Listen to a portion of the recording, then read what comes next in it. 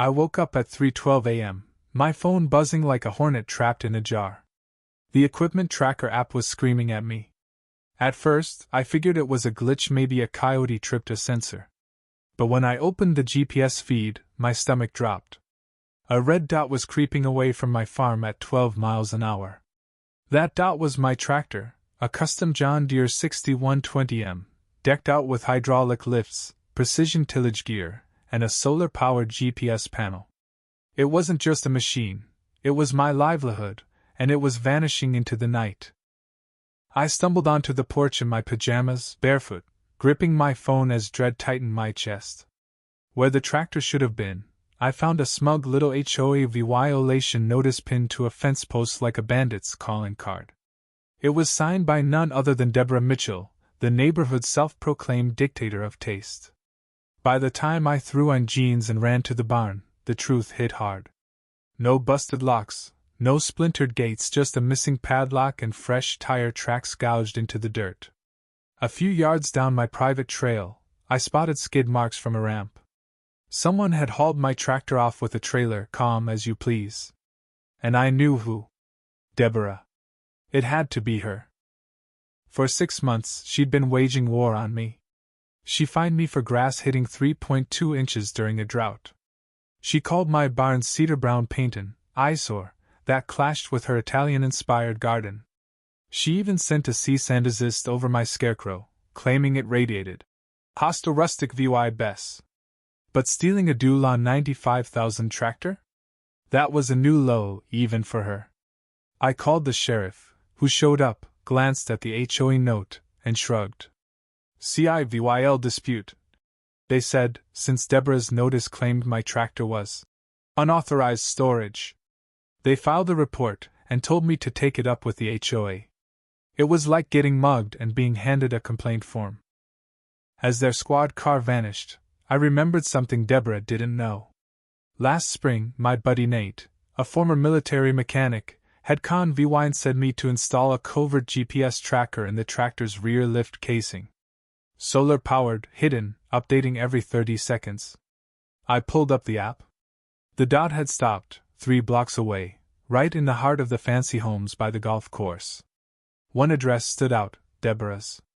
Her place, a gaudy 2-story stucco mansion with fake Greek columns and a rose trellis big enough to hide a tank, wasn't exactly tractor-friendly. I drove by in my pickup, slow, in the pre-dawn dark.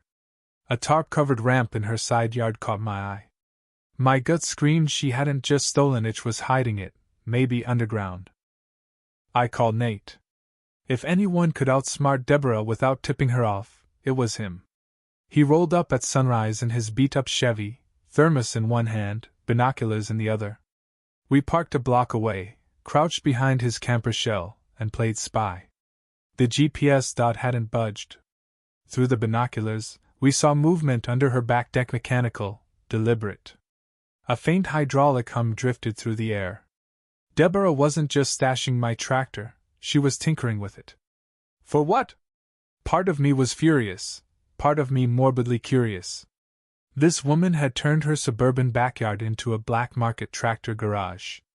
The audacity was unreal. Nate stopped me from storming over. We go smart, he said. Embarrass her, don't just arrest her. Slow-cooked, public, unforgettable. He was right. Another police call would get us nowhere.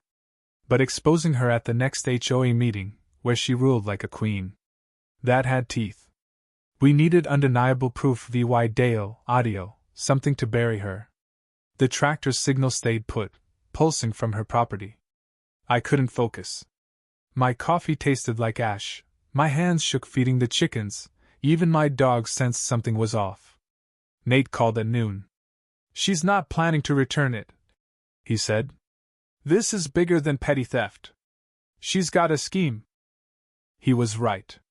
Deborah didn't do half measures. She'd once hung a 30-foot banner declaring, "Weeds are war," over a neighbor's dandelions. Stealing a tractor just to hide it? No way. She wanted to use it. But how? We needed eyes inside. Her fortress of a house had porch cameras, motion lights, and a creepy ceramic bulldog statue I half believed was a drone. Nate dug out old solar panel uniforms, khaki polos, cargo pants, fake badges. We looked like dorks, but nobody questioned solar guys. We hit her place mid-afternoon, sun blazing, when folks stayed indoors. Deborah answered in a silk robe, sipping lemonade like a movie star. She gave us her signature condescending stare, like we were roaches on her marble floor. Nate spun a tale about a solar rebate survey. Deborah bragged about her Tesla panels, preaching sustainability, while my stolen tractor sat under her lawn. Then I heard a low hydraulic hum from beneath the floor. Not AC, not a heater, but the sound of heavy machinery. Nate caught it too, nodding subtly. His clipboard, rigged with a hidden camera, was recording. Later, we viewed the footage and hit gold. A glass cabinet reflection showed my tractor's rear wheel through a half-open basement door. Blurry, but unmistakable. I'd replaced those tires myself. Deborah had converted her basement into a tractor vault. This wasn't a whim. She planned it, studied my routines, waited for me to hit the hardware store. I wanted to call the cops, but Nate said wait. She'll wiggle out with HOA connections unless we nail her publicly. The upcoming HOA meeting was perfect Deborah's stage, where she'd be blindsided. We needed clearer proof. We staked out an old hiking trail behind her house, armed with binoculars, snacks, and Nate's silent drone. From the hedge, we spotted a sloped concrete path in her backyard, masked by fresh shrubs. The drone hovered near her deck and caught my tractor's front grille under a tarp, serial number gleaming. Jackpot. But then her motion sensors triggered a sprinkler ambush. Water blasted the hedges, a red light flashed, and Nate barely saved the drone. We hiked out, hearts pounding. The night before the HOA meeting, we stayed up till 2 a.m., splicing drone footage, GPS pings, and the clipboard came into a damning timeline. Nate added a freeze frame of the serial number labeled "Property of Jake M." in bold red. We rigged a Bluetooth speaker to remotely start the tractor's engine, a gut punch for the reveal. I wore my only blazer, dusted my boots, and brought a flash drive, the police report, and HOA bylaws with highlighted clauses on theft and abuse of power. The community center buzzed with neighbors, folding chairs in rows, Deborah at the front with her oversized gavel and laminated agenda. She shot me an annoyed glance, like I was a fly to swat. I smiled, tipped my hat, and sat front row. The meeting dragged complaints about mailbox paint, lawn heights, wind chimes. When Deborah hit new business, I stood, requesting floor time. She tried to shut me down, but the bylaws gave me 3 minutes. Her smile was pure venom as she nodded. I plugged the flash drive into the projector. The room froze as my tractor appeared labeled "Before Theft." Then came the GPS pings, tire tracks, Deborah's signed HOA notice. The clipboard cam showed the humming basement, then the drone footage of me tractor's grill, clear as day. Gasps rippled through the crowd.